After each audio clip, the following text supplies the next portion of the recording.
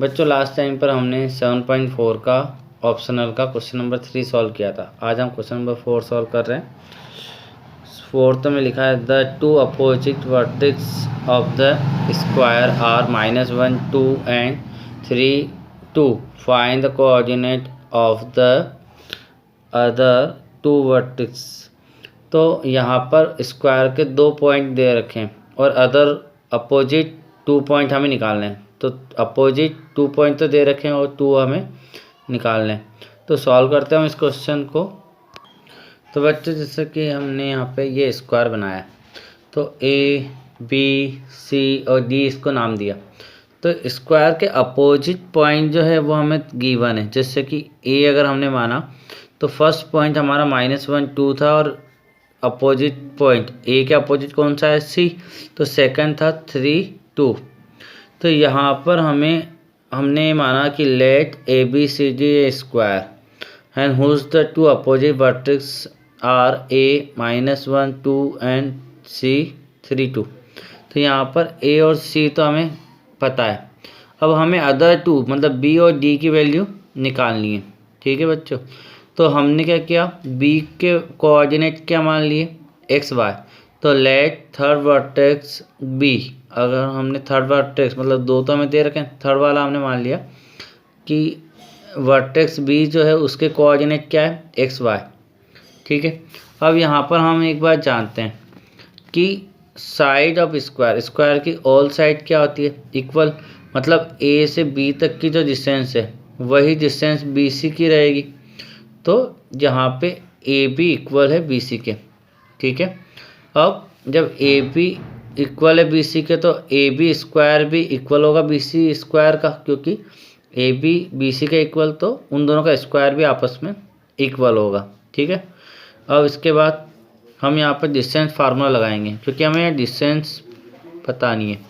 Distance formula आप लोगों को याद होगा, और याद नहीं है तो याद करना है बच्चों, बिना उसके क्वेश्चन नहीं होगा।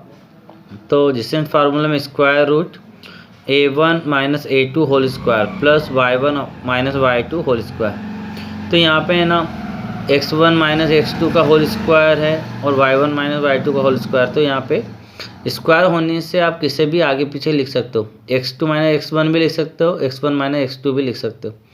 और यहाँ पे स्क्वायर रूट लगा हुआ है, तो अगर आप स्क्वायर वाले का वैल्यू निकाल रहे हो तो बिना स्क्वायर रूट के आपको ये फार्मूला लिखना है। तो यहाँ पे हम ए बी स्क्वायर की वैल्यू लिख रहे हैं, तो बिना स्क्वायर रूट के लिखेंगे। मतलब कि x1 - x2 मीन्स अगर हम यहाँ पे ए बी को देखें तो ए और बी ये हम दोनों के लिए हमारे लिए x1 y1 है और ये x2 y2 है।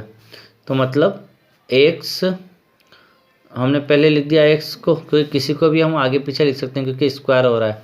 तो x माइनस x1, तो माइनस माइनस क्या होगा +1 होल स्क्वायर प्लस y2 या y1। तो यहाँ पर हमने y -2, क्योंकि y यहाँ पर है और यहाँ पे 2 है, तो ये y के साथ ये -2 हो जाएगा। तो -2 होल स्क्वायर इक्वल, उसके बाद इक्वल में हमारे पास है 3, मतलब यहाँ पे हम बी सी की वैल्यू निकाल रहे हैं। तो बी सी की वैल्यू निकाल रहे हैं तो x में से 3 जाएगा, तो x -3 whole square plus y -2 whole square. तो a से b की वैल्यू डिस्टेंस निकाल ली और b से c की डिस्टेंस निकाल ली। तो यहाँ पर हम इसको जब सॉल्व करेंगे तो आइडेन की लगेगी, यहाँ पे आइडेन की लगेगी a + b का होल स्क्वायर और यहाँ पे आइडेन की लगेगी a - b का होल स्क्वायर। तो हम जानते हैं a square means x square plus 2ab, तो 2 × x × 1 तो 2x हो जाएगा, प्लस b स्क्वायर मतलब 1 का स्क्वायर। तो ये तीनों जो है हमारा a + b का होल स्क्वायर आया है। ठीक है, इस ब्रैकेट के लिए फिर प्लस, तो प्लस लगा दिया। अब y -2 का होल स्क्वायर है, तो यहाँ पर a - b का होल स्क्वायर वाली प्रॉपर्टी लगी थी। तो a स्क्वायर, तो a स्क्वायर -2ab, तो 2 में 2 का × 4 और y तो -4y प्लस b स्क्वायर मतलब 2 का स्क्वायर। तो ये तीनों हमारे इस वाले ब्रैकेट के लिए आइडेंटिटी लगा दिया हमने होल इक्वल। अब यहाँ पर भी वापस से a माइनस बी का होल स्क्वायर वाली आइडेंटिटी लगेगी।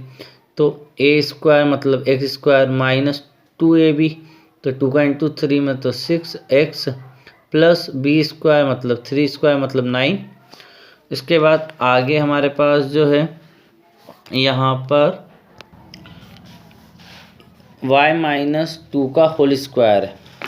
तो y माइनस 2 है, इसका होल स्क्वायर करेंगे तो यहाँ पर भी a माइनस बी के होल स्क्वायर की आइडेंटिटी लगेगी। तो a स्क्वायर मतलब y का स्क्वायर माइनस 2ab, तो 2 इंटू 2 4y प्लस 2 का स्क्वायर 4। तो ये हमने आइडेंटिटी लगा दी। अब इसके बाद हमारे पास यहाँ पर जो x स्क्वायर वाला है वो लिखा, फिर y स्क्वायर वाला लिखा, फिर x वाला लिख दिया, फिर माइनस 4y और फिर नंबरों को प्लस कर लिया 1 और 4 5। तो कुल मिला के इनको वापस अरेंज कर लिया हमने इक्वल। वहाँ पर भी हमने x स्क्वायर फिर y स्क्वायर फिर x फिर y और फिर नंबरों को प्लस कर लिया। तो 9 प्लस 4 13 हो जाएगा, तो प्लस 13। अब हम जानते हैं यहाँ पर भी एक्स स्क्वायर और उधर भी इक्वल के उधर भी एक्स स्क्वायर से एक्स स्क्वायर कैंसिल हो जाएगा। इधर भी वाई स्क्वायर है उधर भी वाई स्क्वायर है, इधर भी प्लस का है उधर भी प्लस का है, तो उधर वाला इधर आके क्या होगा माइनस हो जाएगा, तो कैंसिल हो जाएगा। तो हमने थोड़ा सा डायरेक्ट कट कर लिया है। इसके बाद हम देख रहे हैं कि यहाँ पर हमारे पास 2x बचा हुआ है, तो 2x लिखा, माइनस 4y बचा है माइनस 4y लिखा, प्लस 5 लिखा, और उधर के जो नंबर है वो इधर आएंगे तो काय के बनेंगे, सिंबल चेंज करेंगे। जैसे माइनस 6x है तो इधर आके प्लस 6x हुआ, माइनस 4y है तो इधर आके प्लस 4y हुआ, प्लस 13 है तो इधर आके माइनस 13 हुआ इक्वल टू 0, क्योंकि सारे इधर आ गए तो क्या हुआ 0 हो गया। अगर आप ये डायरेक्ट कट ना कर रहे तो इधर ला के भी माइनस बनाकर भी आप कट कर सकते हैं, क्योंकि ये दोनों प्लस के रहेंगे और ये एक्स स्क्वायर वाई स्क्वायर अगर इधर आ जाएगा तो क्या बनेगा माइनस के, तो कट हो जाएगा। अब लास्ट में जाके यहाँ पर अगर आप देखोगे तो x वाला तो यहाँ पे 2 है और यहाँ पे 6 है, तो x वाले तो कैंसिल नहीं होंगे और ये दोनों प्लस के हैं, तो 2 और 6 हो गए 8x। अब y वाले में देखोगे तो माइनस का 4 है और प्लस का 4 है, तो y वाले जो लाइक है उसमें एक प्लस का है और एक माइनस का और सेम है तो कैंसिल हो जाएंगे। 5 प्लस का है और 13 माइनस का है तो माइनस करेंगे तो 8 आएगा, और बड़ी संख्या माइनस की तो माइनस का 8 आएगा इक्वल टू 0। अब हम क्या करेंगे, इस माइनस के 8 को उधर ले गए एक प्लस 0 के उधर, तो ये क्या होगा प्लस का हो जाएगा, तो x 8 इक्वल टू 8। अब ये 8 जो x के साथ है वो मल्टीप्लाई में है तो ये अपन में आएगा, तो 8 से 8 कैंसिल होता है x इक्वल टू 1। अब x की वैल्यू तो हमारे पास आ चुकी है, अब हमें आगे y की वैल्यू निकालनी है। तो यहाँ पर हम एक बार देख रहे हैं कि अगर आप स्क्वायर में देखोगे तो ये डिस्टेंस फार्मूले से तो हमने x की वैल्यू निकाल ली, लेकिन स्क्वायर में सारे एंगल क्या होते हैं 90 के, तो ये 90 का है, मतलब कि ये हमारा राइट एंगल ट्राइंगल बन रहा है, कौन सा ABC। तो पाइथागोरस प्रॉपर्टी का यूज़ करके y की वैल्यू निकालते हैं हम। तो यहाँ पर हम राइट एंगल ट्राइंगल की प्रॉपर्टी यूज़ कर रहे हैं ABC बाय PGT। तो hypotenuse square equal to perpendicular square plus base square. Hypotenuse कौन होगा AC, ठीक है, जो 90 का अपोजिट है।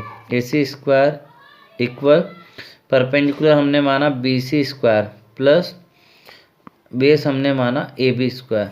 अब वापस से अगेन वही आइडेंटिटी लगेगी डिस्टेंस फार्मूले वाली, तो AC के अकॉर्डिंग हमारे पास डिस्टेंस फार्मूले की आइडेंटिटी लगाएंगे तो A की वैल्यू -1 और 2 है और C की 3 और 2 है। तो हम जानते हैं किसी को भी आगे पीछे लिख सकते हैं, तो पहले हमने C के x को आगे लिखा 3 और A के x को पीछे लिखा, तो माइनस माइनस क्या हुआ +1 होल स्क्वायर प्लस उसके बाद इधर C के y को आगे लिखा 2 और A के y का 2 बाद में लिखा, तो 2 - 2 होल स्क्वायर इक्वल टू, अब BC में हमारे पास हमने 3 को आगे लिख दिया है, ठीक है, BC को भी आगे लिख सकते हैं, तो 3 को आगे लिखा, फिर -x whole square plus y -2 whole square plus AB में हमने x को आगे लिखा तो x और -1 माइनस और माइनस +1 होल स्क्वायर प्लस फिर y को आगे लिखा -2 होल स्क्वायर। तो यह एडजेसेंट फार्मूला हमने यहाँ पर लगा दिया है। अब क्या हुआ, हम x की वैल्यू को पुट करेंगे, ठीक है। जहाँ पर भी x है वहाँ पे हम 1 लिखेंगे, बाय इक्वेशन हमने जो x की वैल्यू निकाली थी उससे। तो 3 + 1 हो गया, ठीक है। तो ये क्या हुआ, ये तो 4 होल स्क्वायर हो गया, प्लस 2 से 2 गया तो क्या है 0 होल स्क्वायर इक्वल 3 - x है तो x की प्लेस पे क्या लिखेंगे हम 1, तो 3 - 1 whole square plus y -2 whole square वैसा का वैसा है, प्लस x की प्लेस पर 1 लिखें तो 1 + 1 whole square plus y -2 whole square तो y -2। अब यहाँ पर 4 का होल स्क्वायर क्या हुआ 16 प्लस 0 का होल स्क्वायर 0 इक्वल 3 में से 1 गया तो 2 और 2 का होल स्क्वायर क्या आएगा 4 प्लस, अब यहाँ पे आइडेंटिटी लगा दीजिए a² - 2ab + b², तो y² - 2ab मतलब 2 का इंटू 2 में तो 4y तो -4y प्लस b² मतलब 2 का स्क्वायर तो 4। यहाँ तक हो चुका है, तो हमने ये आइडेंटिटी से लिखा है।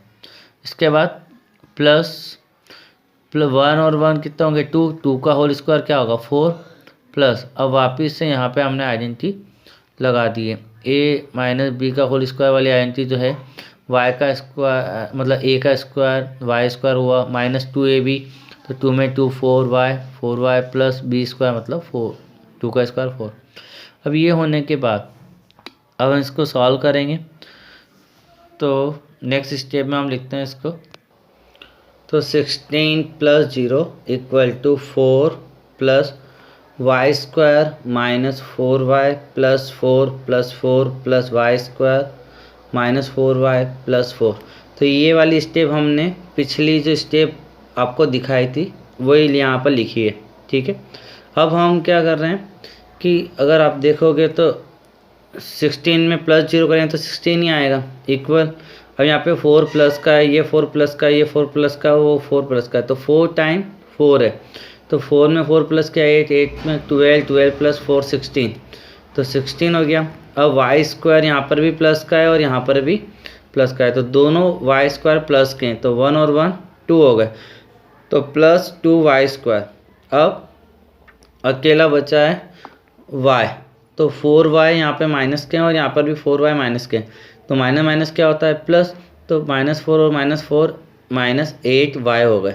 इसके बाद अब यहाँ पर हम इस 16 को इधर लेके आ रहे हैं, तो ये प्लस का है तो इधर आके माइनस, तो 16 - 16 इक्वल 2y² -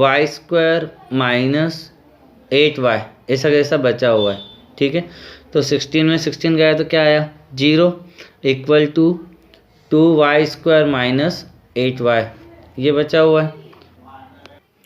तो यहाँ पर 0 इक्वल टू 2y² - 8y बचा है, तो हम यहाँ से 2y को कॉमन ले सकते हैं, तो 0 इक्वल टू 2 और y कॉमन आ गए, तो क्या बचा y माइनस y कॉमन आ गया और 2 का डिवाइड 8 में करेंगे तो 4, तो y - 4 अंदर बचा है। अब हम क्या करेंगे 2y = 0 अलग से ले लेंगे और y - 4 = 0 अलग से ले लेंगे, तो ये 2 कहाँ जाएगा 0 के अपॉन में, तो y = 0.2 एंड ये प्लस माइनस का 4 है उधर जाके क्या बनेगा प्लस, तो y = 4, तो 0 में किसी भी नंबर का डिवाइड करो तो 0, तो y = 0 एंड y = 4, तो यहाँ पर y की वैल्यू 2 आ चुकी है, ठीक है। तो अपोजिट वर्टेक्स है हमारे पास है ना, तो वहाँ पर क्या होगा x की वैल्यू तो सेम रहेगी और y की वैल्यू अलग अलग रहेगी। जिस तरीके से अगर आप क्वेश्चन में देखोगे तो वहाँ पर आपके पास जो है y की वैल्यू सेम थी और यहाँ पर आपके x की वैल्यू सेम रहेगी, तो हमारे जो कोऑर्डिनेट है, तो therefore coordinate of other vertices b and d are 1 and 4, मतलब 1 किसकी वैल्यू है x की और 4 किसकी है y की, तो हमने एक पॉइंट तो मान लिया 1 and 4 एंड सेकंड पॉइंट में हमने माना 1 and 0, क्योंकि y की वैल्यू 0 आई है, तो x की वैल्यू 1 है और y की वैल्यू 0, और एक वैल्यू हमारी x की वैल्यू 1 है और y की वैल्यू 4 है। तो इस तरह से अदर कोऑर्डिनेट हमारे निकल आए। तो बच्चों ये क्वेश्चन हमारा हो गया है। नेक्स्ट क्वेश्चन देखते हैं। क्वेश्चन नंबर 5 और 6 इस बार रिमूव कर दिए हैं सिलेबस से। क्वेश्चन नंबर 7 हम करेंगे लेकिन नेक्स्ट वीडियो में।